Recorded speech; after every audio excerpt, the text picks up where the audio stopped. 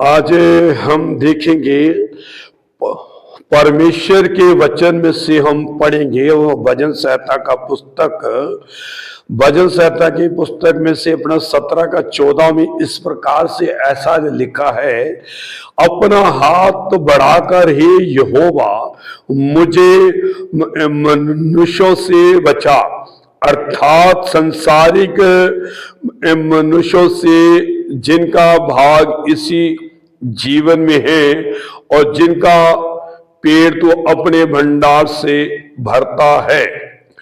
वे बाल बच्चों से संतुष्ट हैं और शेष संपत्ति अपने बच्चों के लिए छोड़ जाती हैं।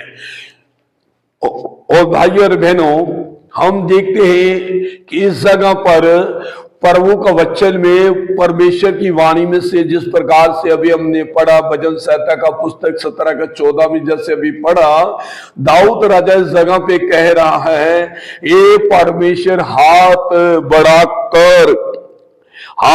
बढ़ाकर ए यहोवा मुझे मनुष्यों से बचा, अर्थात संसारिक। इस जगह पर भाई और बहनों ये संसारी शब्द यहां पे अपने क्यों इस्तेमाल हुआ है? परमेश्वर के वचन लिखा संसारिक मनुष्यों से, संसारिक लोगों से ए प्रभु परमेश्वर मुझे तू क्या कर ले, बचा ले। जब तक मेरे भाई और बहनों एक व्यक्ति, एक मनुष्य, भाई या बहन, बेटी या बेटा, छोटा या बड़ा, चाहे वो कितनी भी दुआ करे, प्रार्थना करे, उपासना करे, परमेश्वर का भजन करे, उसकी स्तुति, उसकी आराधना करे, वचन पढ़े और उपवास रखे, पर इस जगह पर एक महत्वपूर्ण बात हमें सीखने के लिए मिलती भाई और बहनों कि हे परमेश्वर मुझे शारीरिक संसारिक मनुष्यों से बचा ले। आज हम 3 प्रकार के लोगों के बारे में देखेंगे, संसारिक, शारीरिक और शैतानी।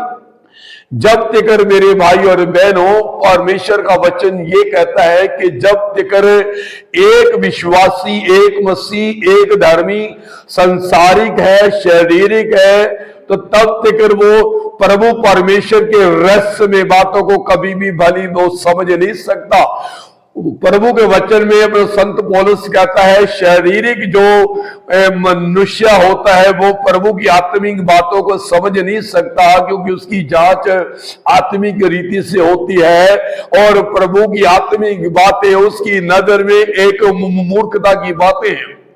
ये इसका भाग, पहला भाग है। इसके साथ मैं दूसरा भाग भी अभी डालूंगा और बहुत ये बड़ा गहरा वचन है और आपसे अनुरोध है कि इसको आपने शेयर करना है, सुनना है और आगे भी शेयर करना। और मैं माफी चाहता हूं, कुछ सिचुएशन, कुछ कंडीशन ऐसी थी कि जो मैं इतने समय से वीडियो नहीं डाल सका। मेरी भी अपनी हालत सही नहीं थी और मेरी अपना वाइफ की भी हालत सही नहीं थी। इसका दूसरा भाग मैं डालूंगा तो बहुत अद्भुत वचन होगा और मेरे को विश्वास है कि आप लोग बहुत आशीष पाओगे। आमीन।